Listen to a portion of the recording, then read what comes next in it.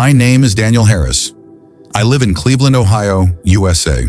This story took place in December 2019 when I was on my way to Chicago for my cousin's wedding.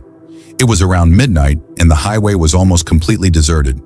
Winter nights are already unnerving, but that night felt different. After driving for almost 5 hours straight, my eyelids grew heavy. I knew that if I didn't stop soon, I might fall asleep at the wheel and crash. That's when I noticed a sign. Rest stop, 2 miles ahead. I turned off the highway. The entrance to the rest stop was empty and lifeless. A couple of old street lamps flickered through the fog, but their light was weak, almost swallowed by the night. The parking lot was nearly empty. Only one old semi-truck stood parked in the corner. Its engine was off, but its headlights were still dimly glowing, like the driver had purposely left them on. I parked my car closer to the light, trying to feel a little safer. The silence in the air was chilling, as if time itself had stopped. I headed toward the restroom. The sound of my own footsteps echoed against the concrete walkway, because there was nobody else around. Inside the restroom, the atmosphere was strange. The tiles were wet. Somewhere in the distance, I could hear the slow dripping of water. I washed my face quickly to fight off the drowsiness and walked back out. But as soon as I stepped outside, my heart sank.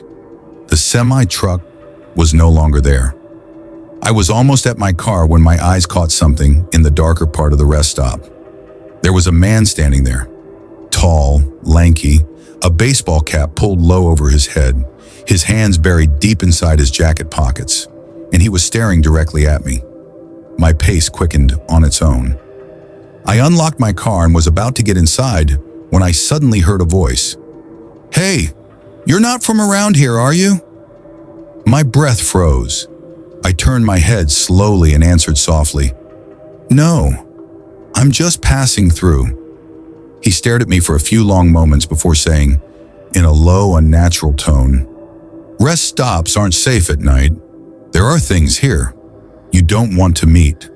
His voice was cold, not like a normal warning, more like a threat. My hands began trembling. I tried to stay calm and started my car. But before I could do anything else, he grabbed the handle of my door. Fight or flight. In that split second, my heart leapt into my throat. I slammed the lock button and floored the gas pedal. The car shot forward and the man actually ran alongside me for a few seconds. His face twisted with an insane grin. Then finally he dropped back and I sped down the empty highway. But his eyes and that smile stayed burned into my memory. I drove fast for about 20 minutes. To calm myself down, I tried convincing myself he was just some lunatic trying to scare me. But deep down, it didn't feel right. Not long after, I spotted another rest stop up ahead. This one was bigger, better lit. I thought maybe I could grab a cup of coffee, just to shake off the exhaustion. So I pulled into the parking lot, and that's when my blood ran cold. In the corner of the lot was the same semi-truck, the same old rusted cab, the same dim headlights, and in the driver's seat, that same man. He was staring right at me. This time he didn't move. He didn't speak. He just sat there with that twisted smile, as if he had been waiting for me. My hands shook as I put my car into reverse and drove back onto the highway without stopping. Now I couldn't think straight. Was this man following me? Or was he even human at all? But the worst part came around 3 a.m. as I neared the outskirts of Chicago. I glanced at my rearview mirror and froze. Behind me on the long stretch of road was the same semi-truck. Its headlights blazed directly into my eyes. I pressed the gas pedal harder. The truck sped up too. I switched lanes. It switched lanes with me. There was no mistake. He was chasing me. The truck stayed on my tail for miles, its headlights glaring, its engine roaring louder and louder. I thought any second he would ram into me, but as soon as I reached the city, where the bright lights of Chicago lit up the streets, the truck was gone. No turn, no brake lights, just gone, as if it had never been there at all. To this day, I don't know who that man was. Maybe he was just a deranged trucker, or maybe he wasn't human at all. But I'll never forget that smile. So if you ever find yourself driving the highways of America late at night, and you see a stranger at a rest stop smiling at you, remember this: he might not be a man.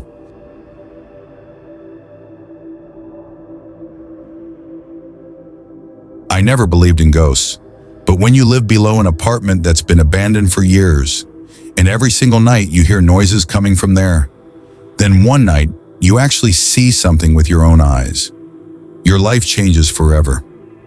This was the scariest experience of my life. I live in Boston, Massachusetts. This happened about 5 years ago when I rented a ground floor apartment in an old building downtown. The place was ancient. There were water stains on the walls, cracks in the paint, and the wooden staircase creaked with every step. But the rent was cheap and my job was close by, so I took it. I was told that the apartment above me had been empty for years. The landlord mentioned that the last tenant just disappeared one night and never came back. After that, no one wanted to live there.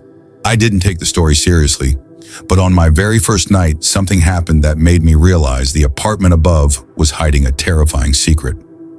Around 1 a.m., I was reading a book in bed when suddenly I heard it. The sound of a chair dragging across the floor right above me. Screw up! I froze. At first I thought maybe it was just in my head, but the sound was so clear, so real that I closed the book and listened. A few seconds later, I heard slow, heavy footsteps. Someone was walking, right above where my bed was. Sweat started dripping down my forehead, because I knew for a fact the apartment above mine was supposed to be empty. The next morning I went to see the landlord, Mr. Harris, and told him everything. He just laughed. "Oh, it's an old building," he said. "The wood expands and contracts. You'll hear noises sometimes. Don't worry about it." I tried to convince myself he was right, but the next night the noises came back. This time they were louder. The sound of a chair moving, something dropping to the floor, and again those slow footsteps pacing back and forth. I grabbed my phone and started recording. The next morning when I listened, the noises were crystal clear. On the third night, something happened that I can never forget. I was just about to fall asleep when suddenly, bang! A loud crash echoed from above. It sounded like something heavy had slammed onto the floor. My heart jumped into my throat. I grabbed my phone, ran out of my apartment, and stood near the front door of the building. The staircase was pitch black, but from the silence above, I could hear something else. Whispers. Faint, almost like two people speaking softly. But I knew no one lived up there. I tried to ignore it for the next few days, but the noises only got worse. Finally, one night I called Mr. Harris again. "Mr. Harris, you need to come here. Tonight, you have to see this for yourself." To my surprise, he agreed. We both went upstairs together, late at night. The upstairs apartment looked abandoned from the outside. Dust covered the doorframe. The doorknob felt cold. Mr. Harris pulled out a key, unlocked it, and pushed the door open. The place was dark, filled with dust and cobwebs. The smell of mold and damp wood hit me immediately. The walls were stained. The floor was covered in dirt. But right in the middle of the room, there was a single wooden chair. And despite the thick layer of dust everywhere, the floor beneath that chair was spotless, as if someone had recently dragged it across the room. Goosebumps ran up my arms. I glanced at Mr. Harris, and even his face had gone pale. Then from the far corner of the room, we both heard it. The unmistakable sound of something dragging. We spun around, pointing our flashlights toward the wall. No one was there, but in the dust, on the floor, we saw them. Clear footprints. They led straight into the corner of the room, and then suddenly stopped, as if someone had vanished into thin air. The next night I was alone. I turned off the lights and lay in bed trying to stay calm. But before long, the noises started again. The dragging chair, the footsteps, the whispers. This time, I couldn't take it anymore. I grabbed a flashlight, forced myself upstairs, and pushed the door open. The apartment felt even colder than before. The chair had moved again, and sitting in it was a shadowy figure. I couldn't see its face clearly, but I could feel its eyes burning into me. Red, glowing eyes, staring straight at me. And slowly, it began dragging the chair closer, until it was almost right in front of me. My hand shook so badly that I dropped the flashlight. The room went completely dark. I screamed and bolted down the stairs, slamming my own apartment door shut behind me. That night, I packed my things and left. I never stepped foot in that building again. Later, I heard the story. Years ago, a man had taken his own life in that very apartment, and people say his spirit still sits in that chair, dragging it across the room, waiting for someone to keep him company in his eternal loneliness. So if you ever find yourself living in an old building, and the apartment above you has been empty for years, yet you still hear noises at night, do yourself a favor. Don't go upstairs to check, because that room may not be empty after all. I never thought that an ordinary highway motel would turn into the scariest night of my life. That night, when I locked the door and tried to get some rest, I heard the sound of the handle turning from the outside. And when I looked through the peephole, there was nobody there. That night, I was on a long road trip. My plan was to drive from city to city and meet a friend. But the road was so exhausting and endless that I had no choice but to stop late at night. There weren't many hotels or big towns along the highway. Only an old flickering sign caught my eye. It read, "Sunrise Motel Vacancy." The light on the sign kept blinking, as if it hadn't been repaired in years. A chill ran through me, but my fatigue was stronger than my hesitation. I decided to stay there. The motel was small, maybe 10 or 12 rooms in total. In the parking lot, there were only 2 cars, meaning not many guests were around. At the reception sat an old man, hunched back, a dried, wrinkled face, and an empty, hollow look in his eyes. As soon as he saw me, he asked in a slow voice, "Just one night?" I nodded. He handed me the key for room number 6.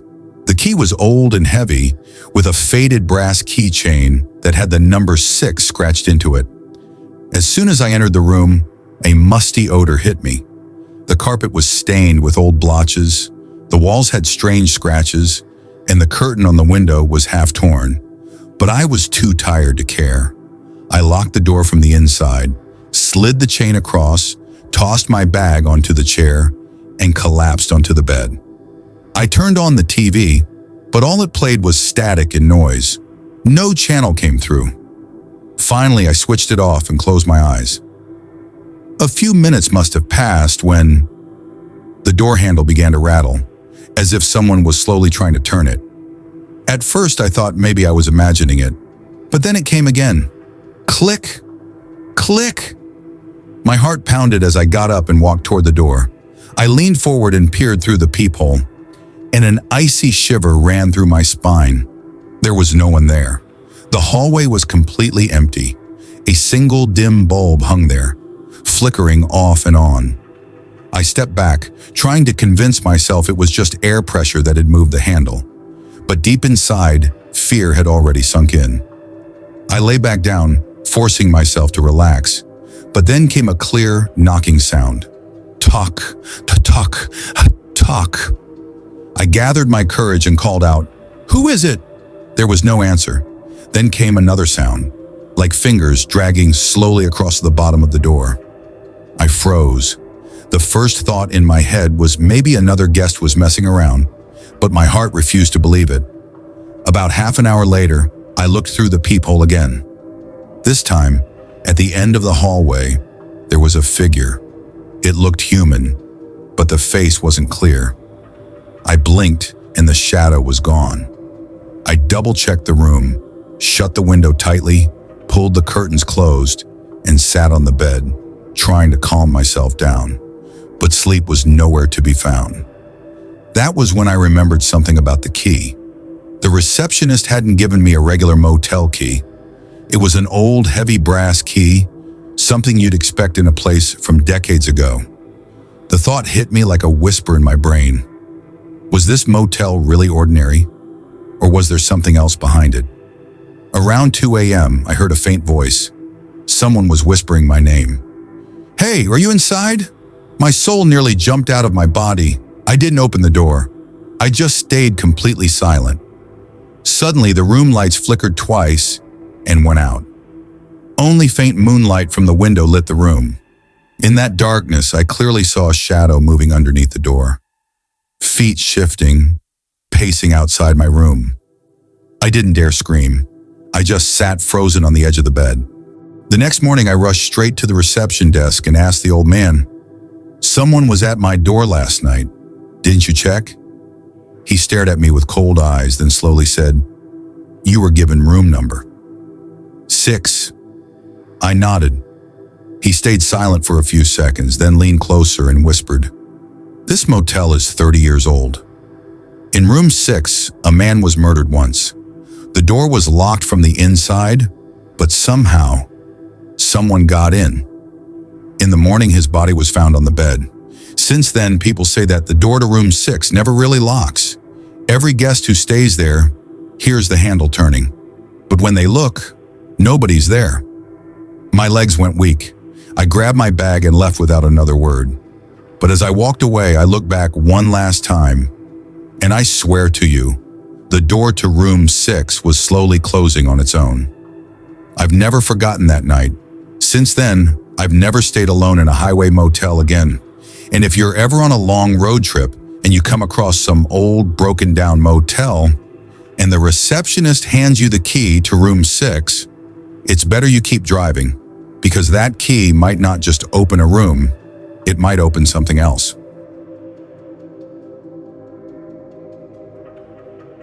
My story begins on what should have been a regular night.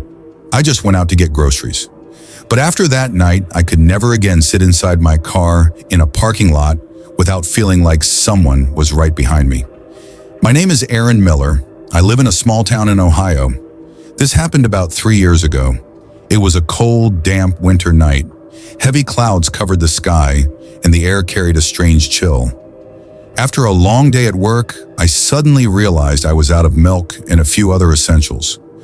It was around 10:30 p.m. by the time I pulled into the Walmart parking lot. The lot was nearly empty. A few cars sat scattered across the cracked pavement, while the flickering overhead lights made the place look even more deserted. I grabbed a cart, rushed inside, picked up a few things, and quickly paid at the counter. When I came back out, the parking lot was silent. The kind of silence that makes you hear every little sound. The rustling of a plastic bag being blown across the pavement. The faint hum of a distant light. I pushed my cart back to my old Honda Civic and loaded the groceries into the back seat. I climbed into the driver's seat and shut the door. Instantly, the silence inside the car felt heavier. I adjusted my rearview mirror. That's when I saw it for the first time. A faint shadow, like someone sitting in the back seat. My heart skipped. I whipped my head around. The seat was empty, just my grocery bags. I exhaled sharply, shaking my head. Probably just my imagination, I thought. But then I froze. My car door had been unlocked, and I was sure, absolutely sure, I had locked it before going inside the store. I tried to brush it off, started the engine, and pulled out of the lot. The road was empty, the street lamps buzzed faintly, but most of them weren't working. Still, I couldn't shake the feeling. That heavy, suffocating feeling. Like eyes were on me. Like someone was sitting right behind me. I checked the rearview mirror again and again. Nothing. And then my phone lit up. A text from an unknown number. "Don't look back." I nearly dropped the phone. My breath caught in my throat. I didn't dare turn around. I flicked on the radio just to distract myself. But all I got was static, like the signal was being blocked. I tried again. Nothing but white noise. My eyes drifted back to the rearview mirror. And this time, I saw it. Something moved on the back seat. I jerked my head around. Empty, but the grocery bags were shifted, as if someone had pushed them. My hands trembled on the steering wheel. I pressed harder on the gas, but the tension was unbearable. My skin prickled. My chest felt tight. And then I heard it. Breathing. Slow. Heavy. Coming coming from the back seat. I couldn't move. I couldn't breathe myself. Finally, I forced my eyes to the mirror. Two glowing eyes. They stared at me from the darkness. I blinked in terror, and in that split second, they were gone. I floored the gas. The speedometer climbed higher and higher, but just as I approached the next intersection, the engine sputtered and died. The car coasted to a stop in the middle of the empty road. I twisted the key over and over. Nothing. And then, a laugh. Low, raspy, coming from the back seat. Tears welled in my eyes. I ripped the door open and bolted out of the car. But what I saw when I looked back chilled me to my bones. Through the glass, sitting on the back seat, was a figure, his face hidden in the shadow except for one thing: a long, wide smile. I ran. I didn't care where. The night air burned in my lungs as I sprinted down the dark, empty street. Every step I took, I swore I could hear footsteps chasing mine, but I didn't dare look back. Then, salvation, a glowing sign ahead, a gas station. I forced my legs to keep going until I stumbled inside, collapsing onto the counter. The old cashier behind the counter stared at me, wide-eyed, as I poured out everything that had just happened. He listened quietly, and then, almost too calmly, he said, "Son, you're lucky you made it here alive." Confused, I asked what he meant. He reached under the counter and pulled out an old yellow newspaper clipping. The headline read, "Walmart Parking Lot Murder, 2010. A man was killed inside his own car late at night. The killer was never caught, but locals whispered that he still roamed the area, slipping into cars, waiting in the back seats." My stomach dropped, because right next to that headline was a sketch of the suspect, and it was the same face, the same twisted grin, the exact same figure I saw sitting in my car. Since that night, I have never gone grocery shopping alone at night again, and whenever I sit inside my car, I always check the back seat, twice, because now I know sometimes you're not as alone as you think.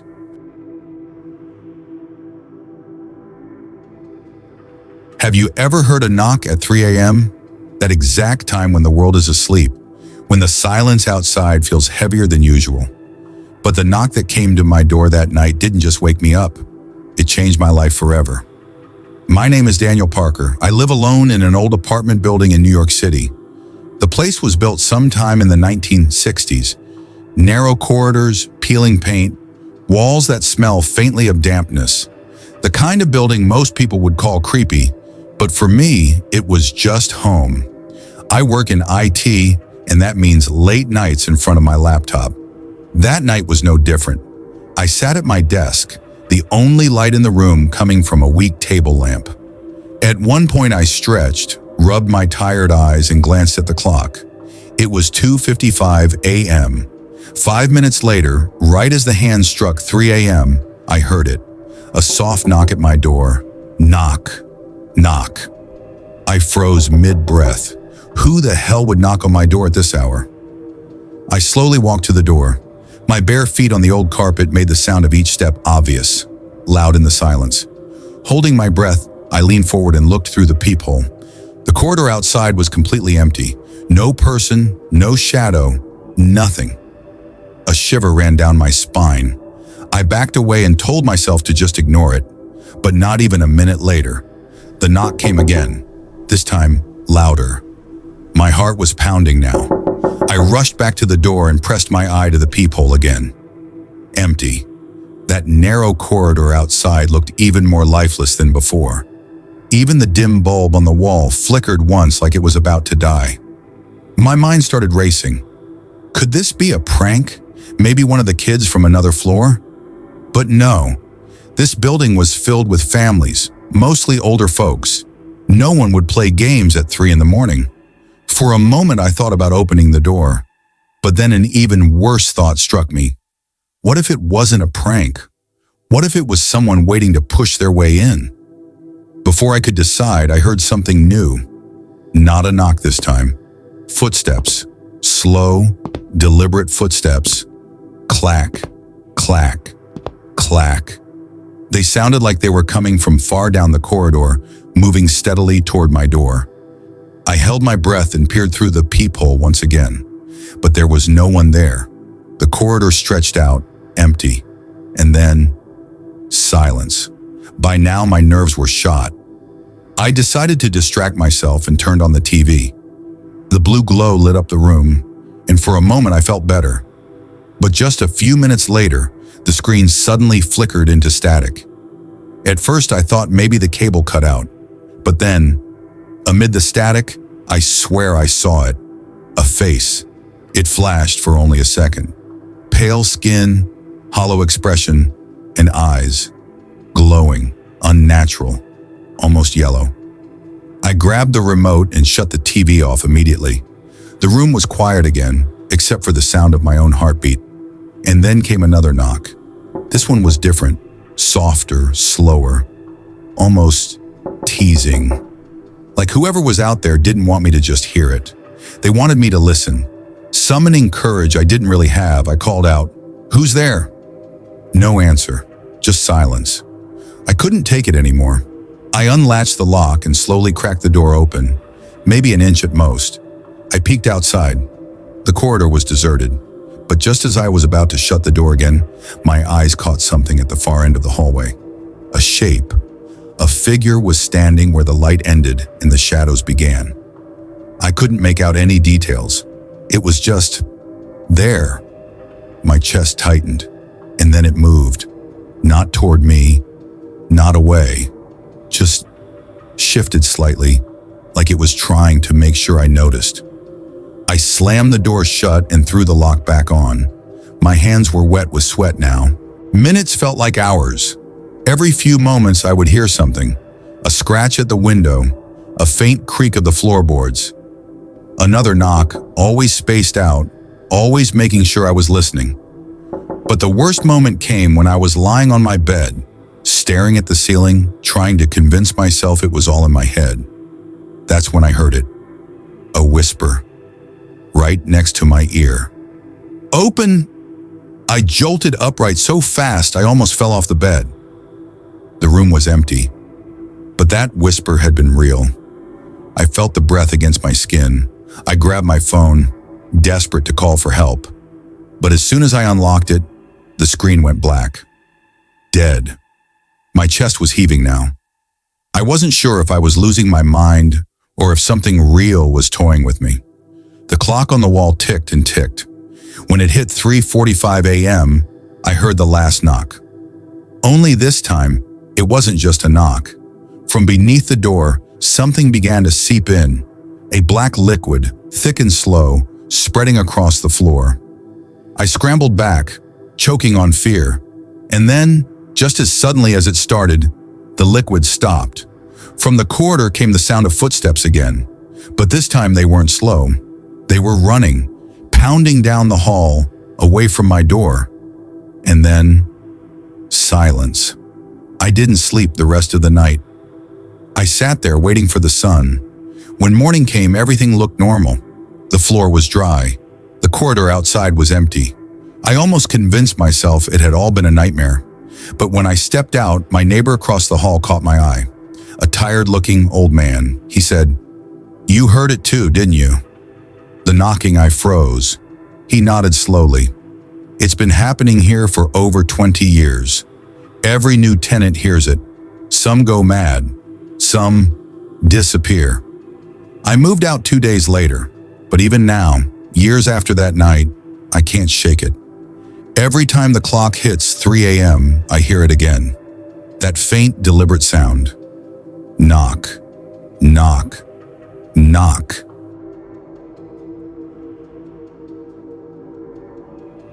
I was brushing my teeth in the bathroom. It was just another ordinary night. Everything felt completely normal. Until I looked in the mirror. My heart almost stopped. Clear as day, I saw a woman standing right behind me. I whipped around instantly. The room was empty.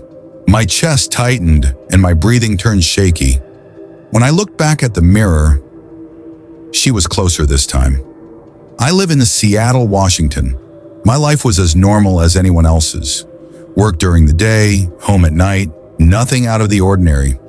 When I first moved into my apartment, a neighbor gave me a strange look and said, "That unit's been empty for years." Nobody really stays there long. I brushed it off with a laugh. I didn't believe in ghosts or any of that nonsense. But a week later, everything changed. The first incident, it was around midnight. I stood in the bathroom, brushing my teeth under the dim light. That's when I saw her. She was standing in the reflection, behind me. Her hair was long and messy, her face blurry like an old faded photograph. I spun around so fast I nearly lost my balance. The bathroom was completely empty. I turned back to the mirror. She was closer. The toothbrush slipped from my hand, clattering onto the floor. I didn't even rinse my mouth. I bolted out of the bathroom, my heart pounding in my throat. That night, I couldn't sleep. Every time I closed my eyes, her image flashed before me. The next morning, I tried convincing myself it was nothing. Just my imagination. Maybe I was tired. Maybe the lighting played tricks on my eyes. But the following night, it happened again. This time, her face was clearer. Her eyes dark, hollow, and staring straight into mine, burned into my memory. I turned around. No one there. But in the mirror, she hadn't moved. I flicked the light off and rushed out, my hands trembling. It became routine. Every night when I stood before the mirror, she was there. Sometimes far, sometimes close. One night, she pressed her palm against the mirror. A foggy handprint lingered on the glass. I tried scrubbing it off the next day. It wouldn't disappear. I told my friend Mark. At first, he laughed it off, but I begged him to come over one night. "Come on, man. Just see it for yourself. Maybe I'm not losing my mind." We both stood in the bathroom. The light flickered above us. Minutes passed. Nothing. I felt embarrassed, ready to give up. Then suddenly, she appeared. Her reflection filled the mirror, her face twisted and horrifying, blood smeared across her skin.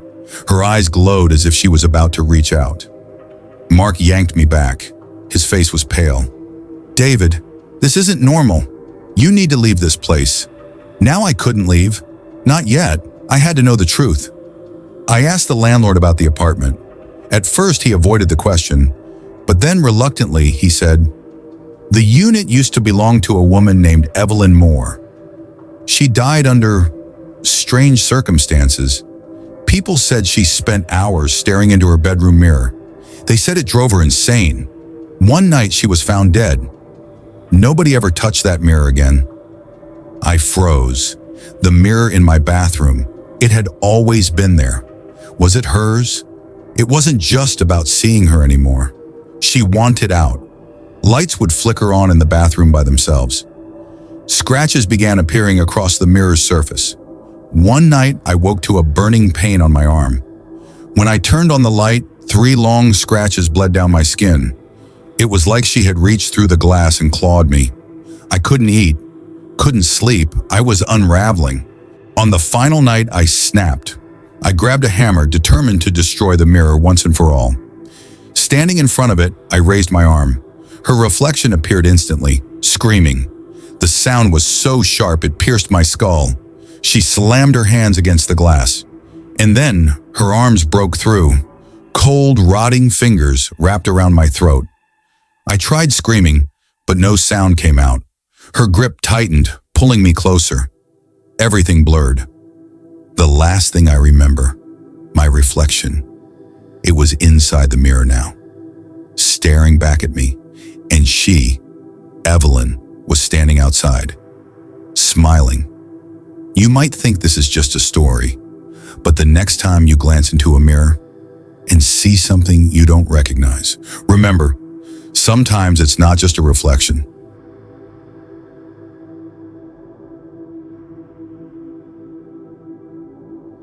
This happened in late 2021, on one of those bitterly cold nights when the air feels heavier than usual. The city lights glowed in the distance, but the freezing wind and empty streets made everything feel unnervingly silent. I was downtown with some friends at a party. Around 12:30 a.m., the night came to an end, and everyone went their separate ways. I opened the Uber app, typed in my address, and within minutes, a black Toyota Camry pulled up in front of me. The driver was a middle-aged man. His hair was messy, his beard unkempt, and he wore an old jacket. His face carried an unsettling calmness. I checked the license plate. It matched the one shown on the app. Feeling a bit relieved, I got in. "Evening," I said casually. He glanced at me through the rearview mirror and gave a slight nod. "Ethan, right?" I confirmed and buckled my seatbelt. The car rolled through the bright city streets. At first, everything seemed normal.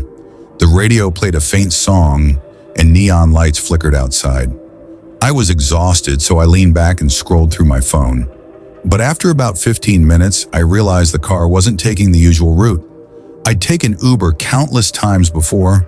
I knew the shortcut to my neighborhood well. "Hey, isn't this the longer way?" I asked politely. The driver looked at me through the mirror, then smiled faintly. "Don't worry, it's a shortcut. Less traffic this way." There was something in his smile, something too calm. I decided to stay quiet, though unease crept in. Soon we drifted away from downtown and into darker, quieter streets. Streetlights grew fewer, houses became sparse.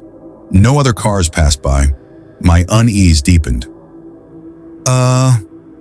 This doesn't really look like a shortcut." I tried again.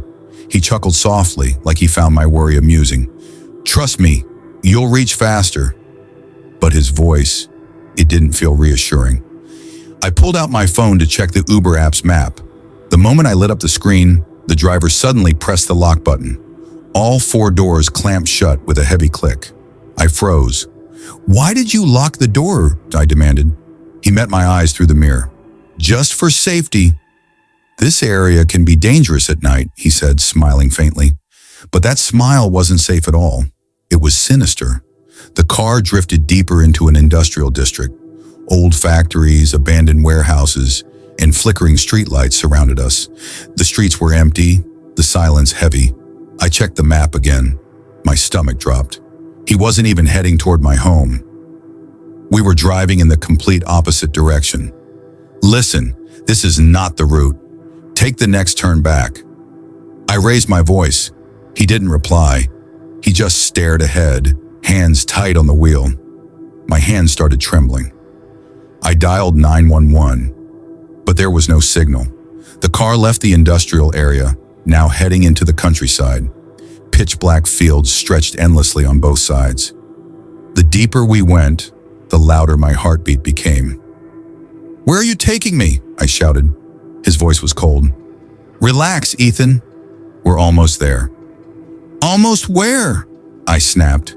This time he didn't answer, just that same unsettling smirk on his face. After several minutes, the car bumped onto a broken dirt road. The ride grew rough, gravel crunching under the tires. At the end of the path stood an old decaying farmhouse. No lights, no sound, just the wind rattling broken shutters. The car stopped. The driver turned to me, his eyes glinting in the dim light. "We're here," he said. I tried opening the door. It was still locked. The driver calmly stepped out, pulled something from his pocket, and walked to the farmhouse door. A key. He unlocked it slowly, pushed it open, then turned back to me. "Come inside." "I'm not going anywhere." "Take me home right now," I yelled. His smile dropped. Then with a chilling calmness, he said, "You don't have a choice." The locks clicked. He had unlocked the car. Without wasting a second, I shoved the door open and bolted out. The air was freezing, the field stretching into endless darkness.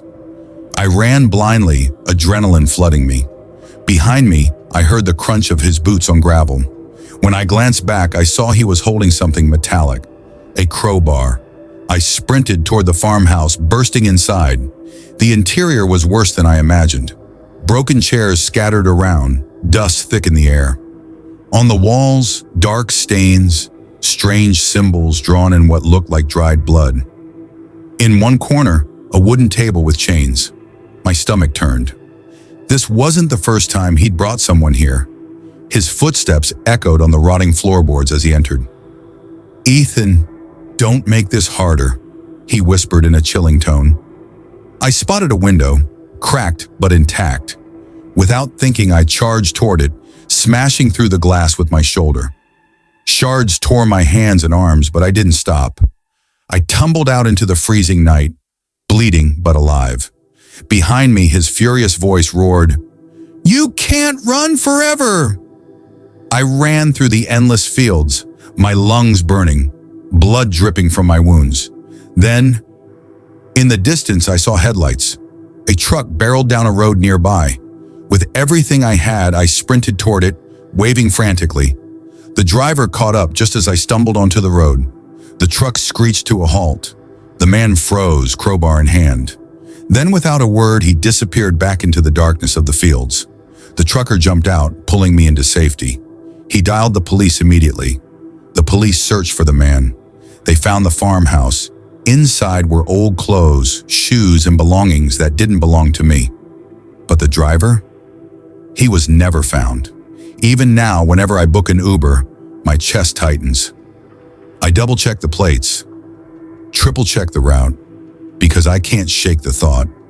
If I hadn't broken that window, if the truck hadn't come when it did, I might have been another forgotten body in that farmhouse, and maybe the man is still out there.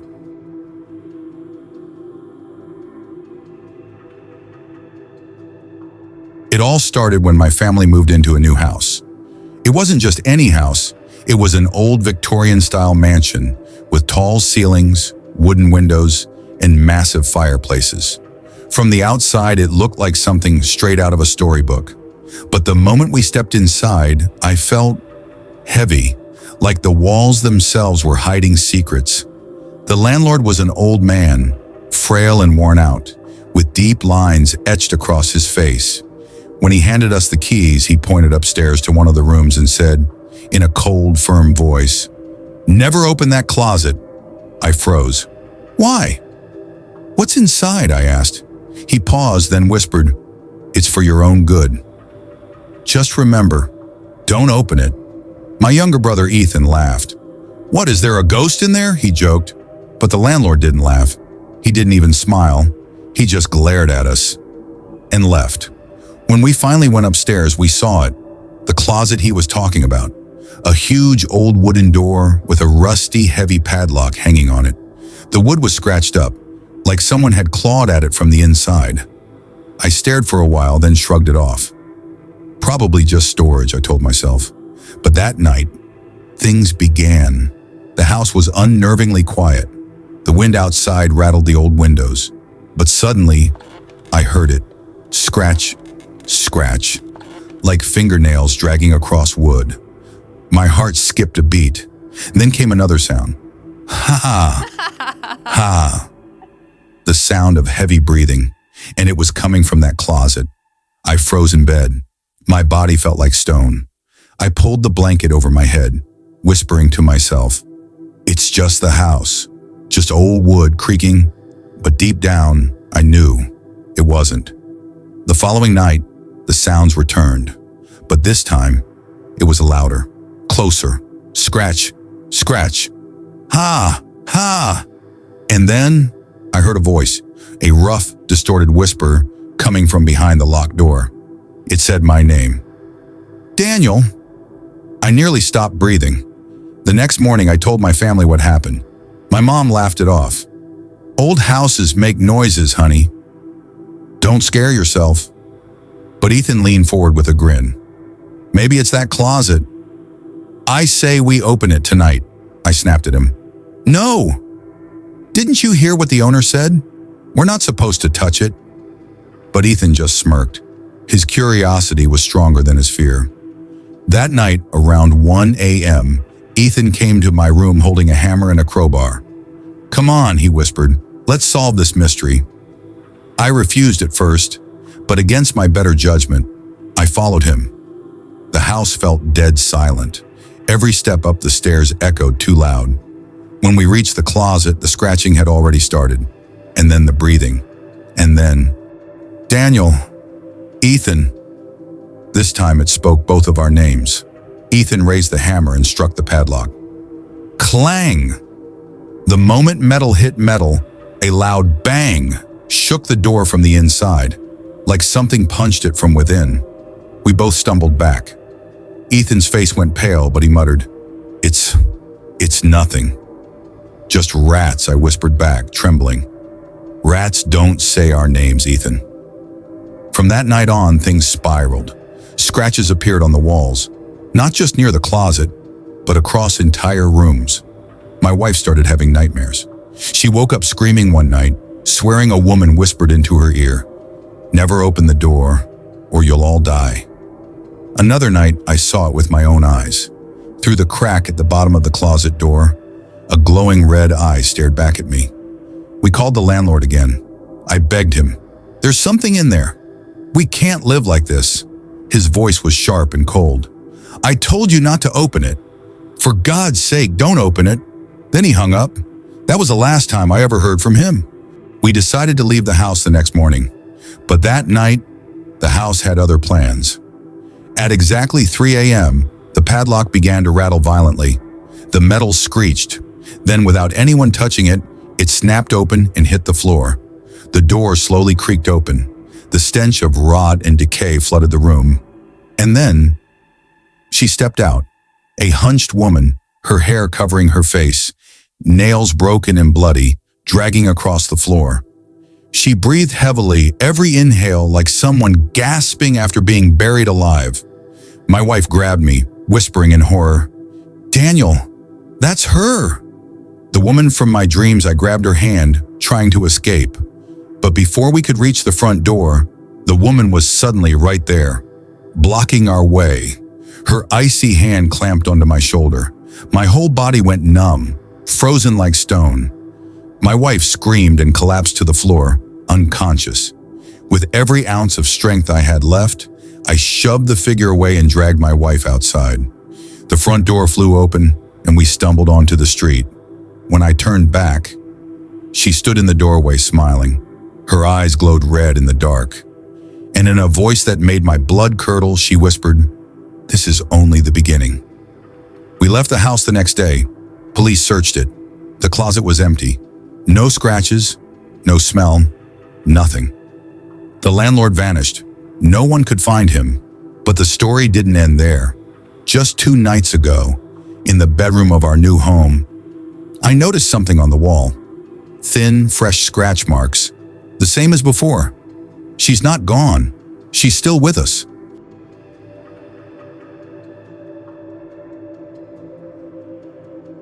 My name is Alex Thompson, and I've been a regular visitor at my university library, often staying late into the night.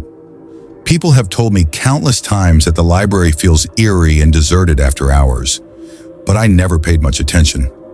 I'm just an ordinary student, focused on my studies, often working late on assignments and my thesis. That day was no different.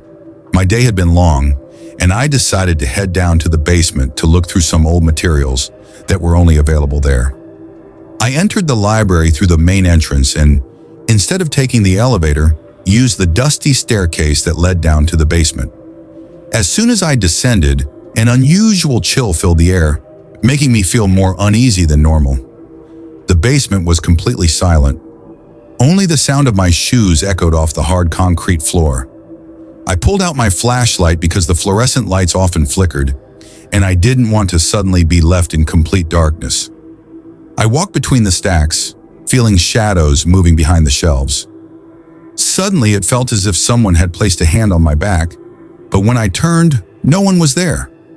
My heart was pounding, but I told myself it was just fatigue and imagination. I set my books on a table and began reading. After a while, I heard the sound of footsteps. At first, I tried to ignore it, but then the steps became clear and deliberate, slowly coming from the far end of the basement. A shiver ran down my spine. I closed my book and tried to locate the source of the noise. The basement lights were dim, and shadows stretched in every direction. Controlling my voice, I said, "Hello? Is anyone there?" The only response was an echo. But then, softly, someone called my name. "Alex." My breath caught. This didn't feel like my imagination. It was the voice of a real presence. I swung my flashlight toward the voice and saw the farthest corner of the basement completely swallowed in darkness. I took a step closer, but as I approached, all the basement lights flickered and went out entirely. My heart raced and adrenaline surged through me. I quickly turned on my phone flashlight, but even it flickered strangely.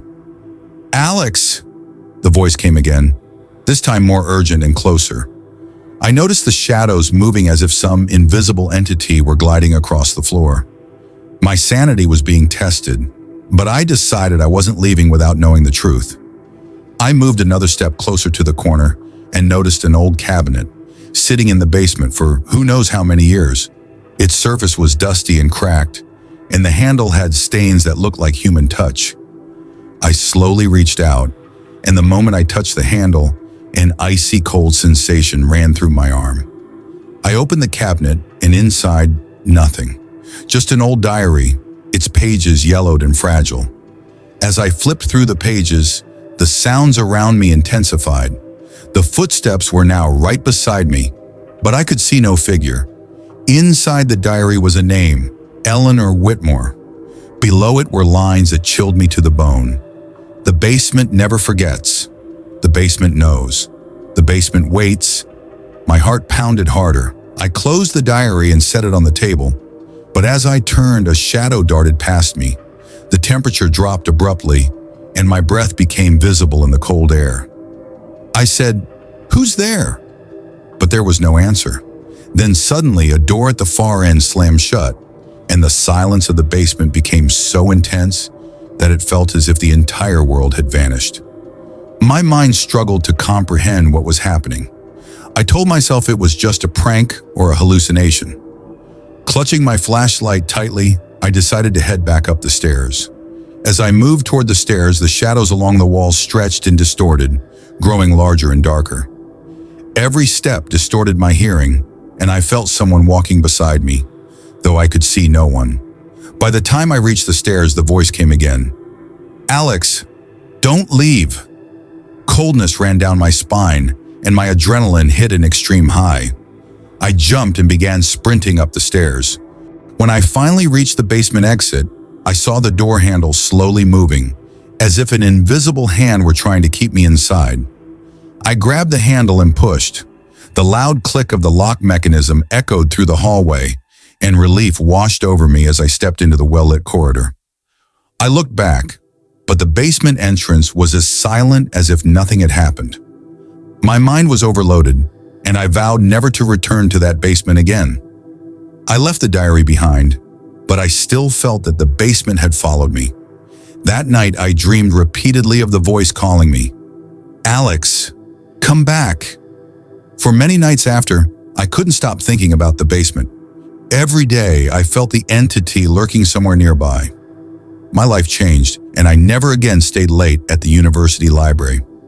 I told a few friends about what happened, but they dismissed it. They said my imagination was overactive, but I know the basement entity was real. Now, I've learned that some places exist beyond human perception. The basement isn't just a physical space, it's a living entity that can call anyone to its side. And every time I walk near the library, I hear that familiar whisper, "Alex, come back."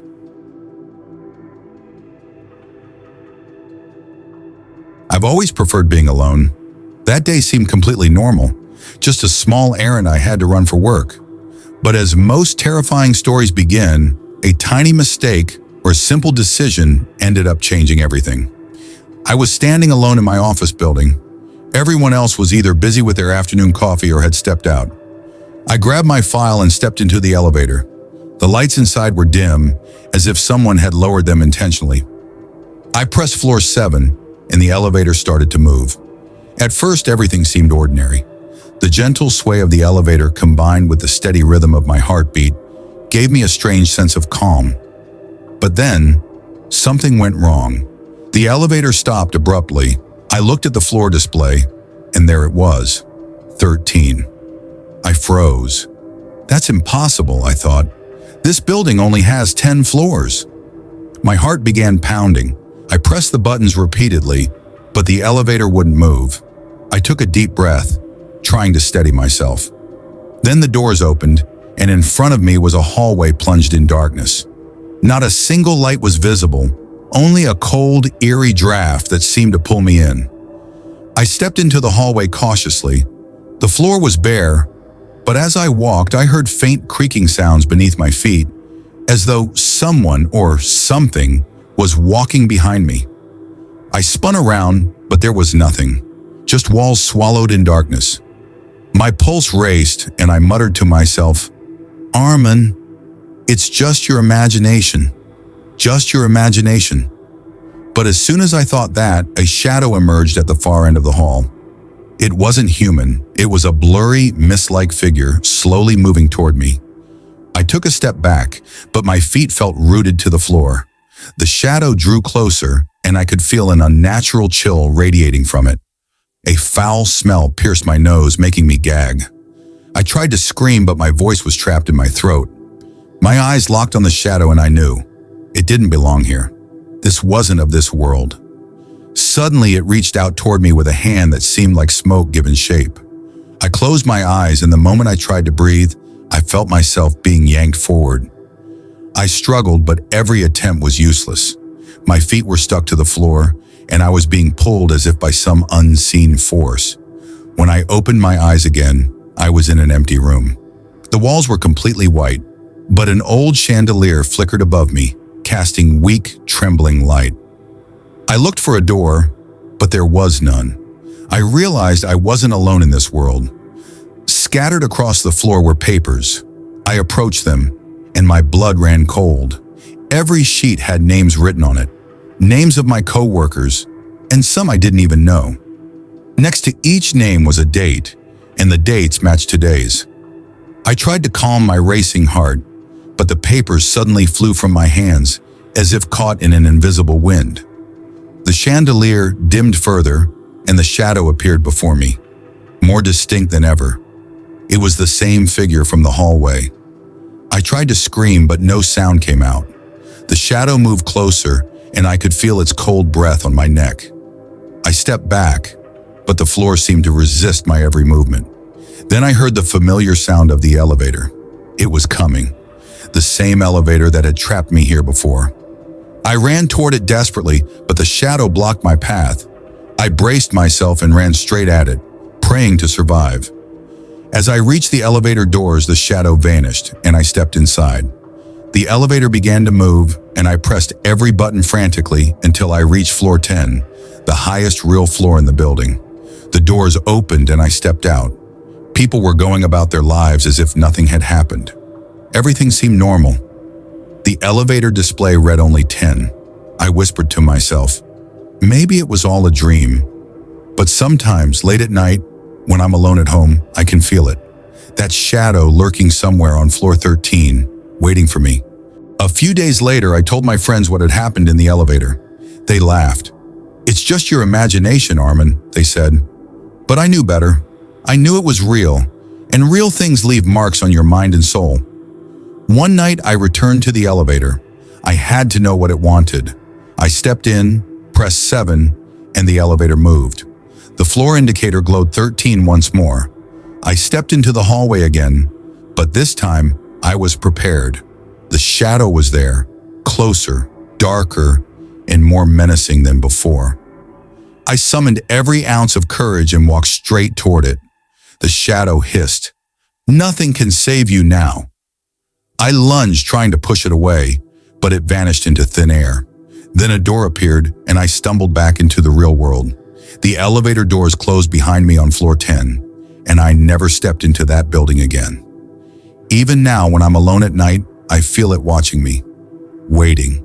Somewhere on floor 13, the shadow waits for the next person foolish enough to enter, and I know one day it will return for me. Those were 10 terrifying stories that might have kept you on the edge of your seat. Each one took us to a lonely place, a silent sound, or the chilling presence of a stranger. Sometimes these stories aren't just imagination. Reality can create moments that make your heart race. If even one story made you imagine yourself there, you know how real fear can feel. Every shadow, every faint sound might not just be in your mind. It could be closer than you think. Fear doesn't end here. Empty rest stops, abandoned apartments, locked closets, and lonely highways remind us that we're never truly safe. That's why we keep listening, watching, and feeling our hearts pound with suspense. If you enjoyed this video, please like, subscribe, and turn on the notification bell so you won't miss more spine-chilling stories. Share in the comments which story scared you the most, or even your own real-life experiences. We love featuring viewers' stories too. Remember, fear keeps us alive, but when it's real and close, it becomes something you can't ignore. So next time you're driving alone or walking near an empty building, stay alert. You never know what might be waiting in the shadows. Until next time, stay safe, stay aware, and keep your lights on, because some shadows are always closer than they appear.